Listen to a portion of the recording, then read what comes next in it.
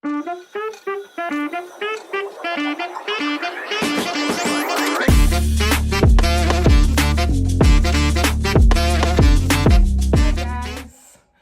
you're welcome to my channel. It feels so good to be back. It feels so good to be here.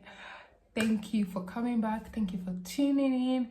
Thank you for watching my channels. Thank you for the little encouragement there, encouragement from the last channel. Some of you really liked my videos, my last two videos. And yes, just this is the beginning. We get better by the day. I hope you're good. I hope you're well. How is your family? How is your friends? Feels really good to be back, and I'm glad that you're watching my channel. So without further ado, let's dive into today's video. So today's video, I'm going to be doing a little, like I said, little, not detailed, a little comparison between private sector and public sector. I am not a specialist or a consultant of any of the two. I'm just a young lady who has had experiences in both spaces. I've worked for a few years in the private sector. I've worked in the logistics, I've worked in hospitality, I've worked for private companies, and I have also worked with the government. I'm actually currently working with the government. So I just want to give a comparison. That is not to say that one is better than one or one is not better than one. I'm just giving so that if you're looking for a job or you have expectations, this can either heighten or lower your expectations so that you know what you're looking out for and you kind of have an idea of what both spaces look like. If you're applying to the government sector, you can have a bit through this video, you can have a bit you can have a picture of what it's like. And same thing with a private sector. I don't want this introduction to be too long, but as you know, your girl is going to be giving you everything based on my experience. Like I said, that is a disclaimer actually. Based on my personal experience, I'm going to be sharing my experience in the private sector and also in the public sector. So number one on my list is going to be office space. So now we all know that your work, your productivity, your day relating to your work or your career starts from the office space, like the location, the place, what your office looks like, and things like that. I'm gonna say that for office space, I mean like physical office space, not the location where the building is really good, like how your office, maybe an HR, this is the HR office, this is da da da da da. So in most private organizations, from what I've seen and what I've experienced, in private organizations, you're likely to have your personal office. Now, even if you're going to be sharing an office with somebody, you would most likely have a space to yourself, meaning you're likely to have a table, your own chair. At the very least, you're going to have a corner to yourself. You're most likely also going to have, it depends on the company now, but you're most likely going to have a personal system, maybe a personal laptop, whether it's even a big or a small company, a personal desktop, or maybe even a personal phone if your work has to do with you picking calls, like maybe customer care rep, or you pick calls on behalf of the company, so maybe they need to place an order or something. You're most likely going to have a phone, an official phone that's going to always be with you, and you can do all of that. So like I said, in the private sector, you're likely to have a personal office space and a corner to yourself at the very least. If either you have a whole office to yourself or you have a corner to yourself. So I've worked in two sectors. Like I said, when I was in logistics, I didn't have a personal office to myself, but I had a corner to myself. Yes, I had a corner to myself. I had my table, my chair. I had okay, it was myself and one other person that was sharing an office. So we're just two people sharing an office, and both of us had like half of the office. So this is my side of the office, and my colleague had her side of the office. And secondly, when I also worked in hospitality. I had a person, now I'd upgraded, like your girl was now in the managerial role, like I was in managerial role. So I had a personal office to myself. I had a personal office phone to myself. It was an iPhone. I had a personal laptop to myself, a work laptop, not my personal laptop. I had my personal laptop, it was always in the house, but the office laptop, I had it to myself, and it was always in the office for me to work with. I had a personal table, personal chair. In fact, my office had a personal restroom. Copy that. My office had a personal toilet, so I had a restroom to myself. I had everything that was necessary for an office. I think I even had a kettle, yeah, a hot water jug, whatever they call it, to myself. Okay, so I had all of those to myself in a private sector. Not long after, I joined the public sector, and number one, the difference is in a public sector, except you are a high pro, maybe you're like on a higher level. You're not a, maybe you're like level 13, level 14, maybe even level 12, depending on the organization. Maybe that's when you start to have an office to yourself. I don't know, really, I don't have the details of when you start to have an office to yourself, but at entry level, either as a BSc holder or whatever, you are most likely going to be sharing. In fact, for a very long time, you're probably going to be sharing office space with a lot of people. That's it. So from my personal experience, like I said, I currently share office with about not less than 8 people or 6 people, not less than 6 people. And there's nothing like personal chair, personal table to yourself. It's just find a place and sit and be productive. That's what it looks like. And it's funny enough, it has its own disadvantage, because one thing I learned from that is I'm never bored at the office. Oh God, I'm never bored at the office. I'm like, there's one person cracking a joke, there's another person doing something funny, and everyone just kind of into the atmosphere at interval. Like, you can be having a bad day and someone just says something funny and then you're laughing. So I think it gives that community feel, that communal feel, that family vibe. It actually gives a family vibe, because that way it's easy for someone to notice when you're not around. So you're easily accountable. You can't just disappear from the office because there's more than 6 people in your office waiting for you to come and take your seat. So that way, you can't just disappear from the office anyhow. You're most likely going to place a call if you're not able to make it to the office, or take proper permission and things like that. And people easily look out for you, you know, and say, oh, why is this person not around? Is she okay? Can somebody give her a call? Things like that. So in the public sector, you're probably going to be sharing the office with a lot of people, depending on the organization, the ministry, the what have you, that you're working with in the public sector. Secondly, the kind of people. Yes, the kind of people.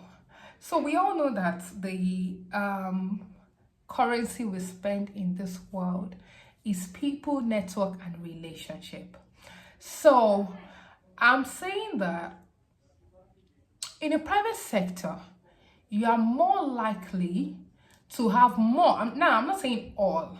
You are more likely to have more people who are aesthetical, etiquette, poise, you know, kind of tush, kind of, you know what I'm saying? You know what I'm saying? It's like you kind of have like some polished kind of people.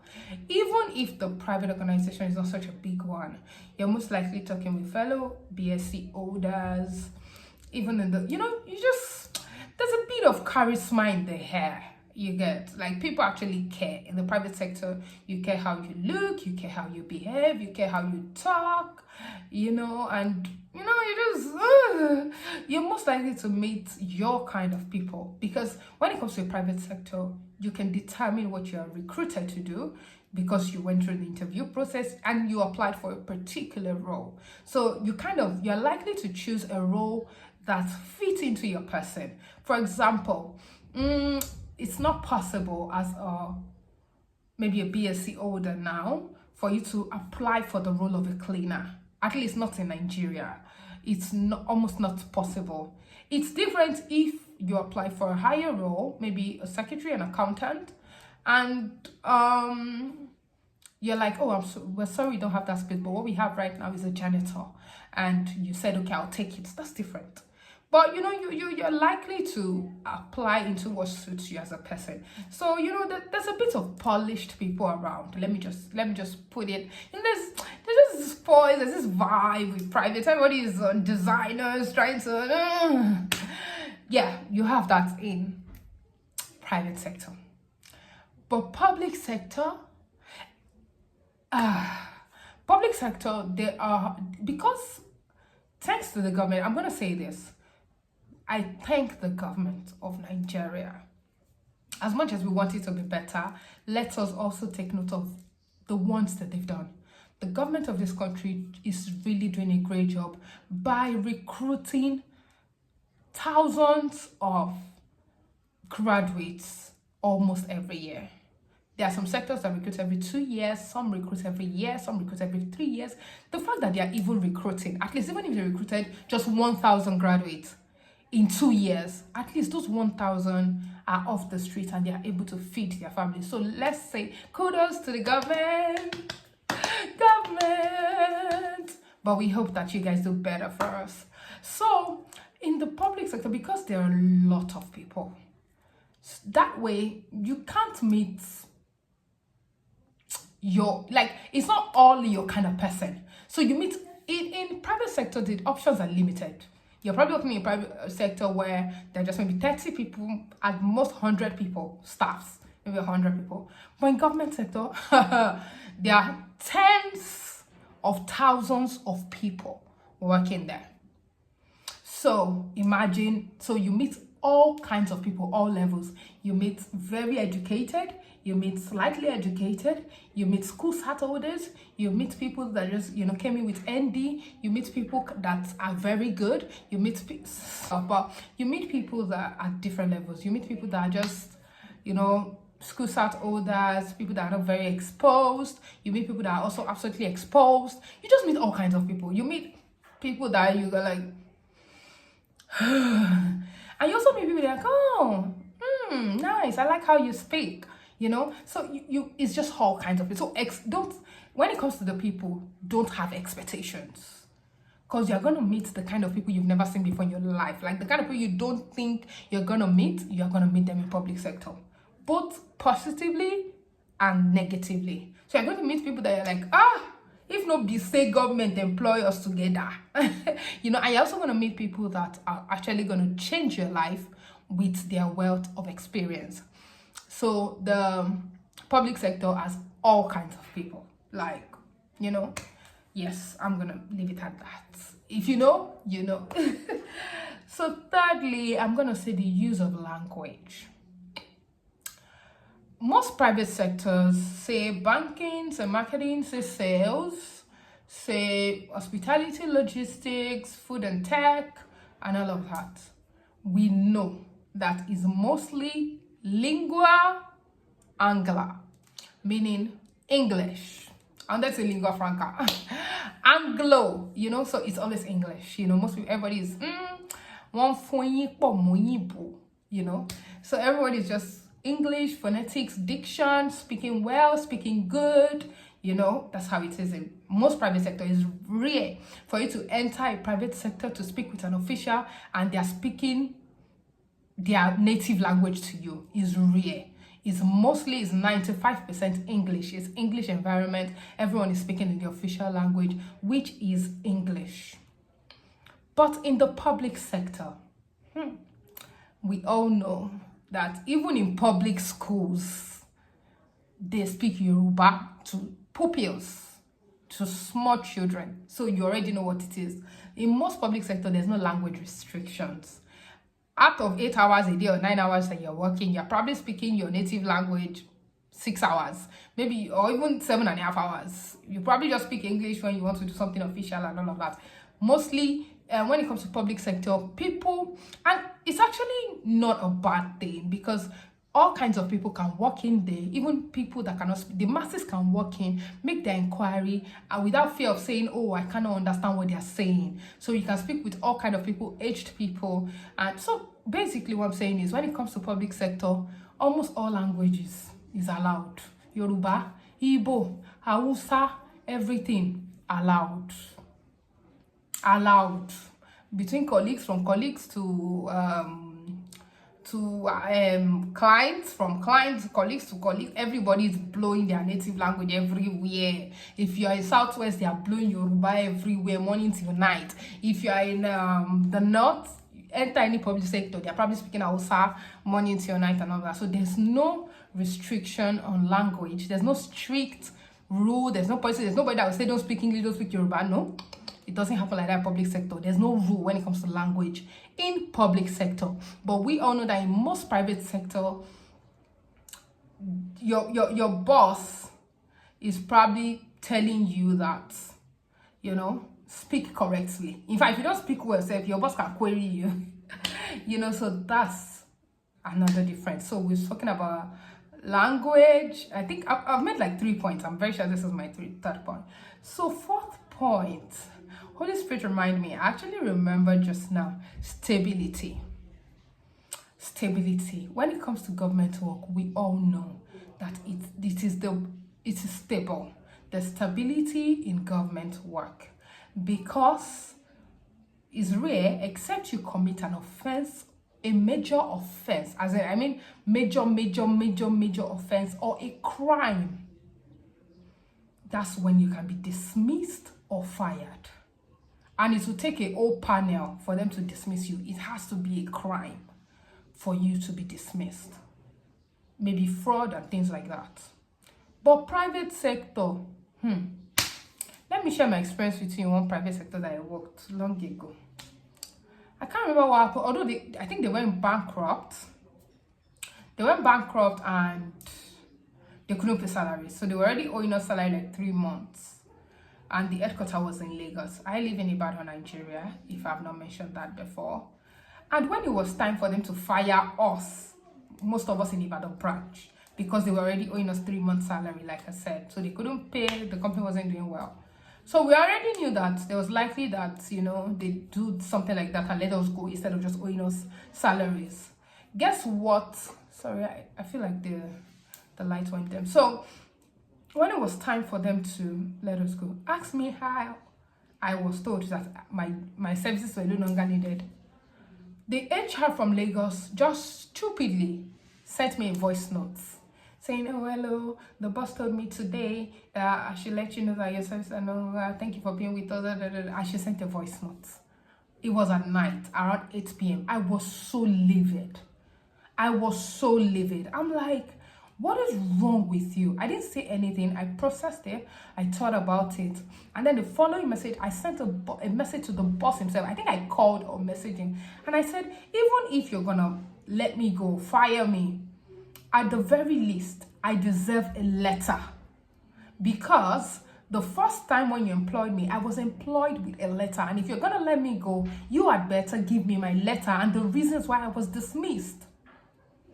The boss apologized, and I told the person, like, why did your HR lady send me a voice note telling me that my services went down? That is unprofessional. And they apologized and later sent me a letter saying, you were so good, you were productive, you were one of our best staff, but we're sorry, we cannot afford you. The company is going through a tough time and we have to let you go. And I was pleased. So I'm just trying to tell you, such a thing can never happen in the public sector. It can only happen in the private sector, where they can choose to hire and fire you at any time. That's the fourth one. The fifth one, and I think this is where I'll stop because I don't want my videos to be too long. The fifth one is dressing. Dressing. In private sector, the dress codes are pretty strict and restricted. Not very, depending on where you work in the private sector, but maybe largely or mostly. You are asked to dress corporate Monday to Friday. Maybe Friday they allow you to tweak it with some natives and all of that. But you are most likely going to be compelled to be dressing formal. Yes, very formal. Very, very formal. So yes, that's it for private sector. And formal dressing is like 5 and 6. But when it comes to the public sector, the dressing is not restricted. It's not that restricted. It's not that restricted. In fact, you can wear your Iran buba complete attire as a lecturer, as a government lecturer. I'm sure some of us went to either federal or state universities. Your lecturer can conveniently wear their Iran buba and gele on Monday morning. They can wear their kaftan and fila, buba and shokoto and fila on Monday morning. That's to show you that government sector is not strict on dressing. Whether formal dressing, which is the English way, or the traditional way of dressing, anyone goes for government sector really. Nobody really cares about. The only thing that government sector would never allow is indecent dressing. That's different. So this is not a case of whether you're decently or no. Indecent dressing is a no, both in private and. But I'm saying you're not restricted to formal dressing. You're not restricted to wearing suits or blazers in government sector. In private sector, you might be restricted to wearing your blazer, your suits, and all of that. But in public sector, if you like wear your round neck or skirts, nobody really cares. Just do your job and go to your house. So I guess I should stop here because, like I said, I don't like my videos being too long. So I just gave you 5 major differences between public and private sector. If there is one point that I did not remember to mention, please mention in the comment section and let's talk about it. So thank you for watching my video. Please subscribe, like, and encourage me so that I can create more content like this. Thank you very much and do have a blessed week. Bye.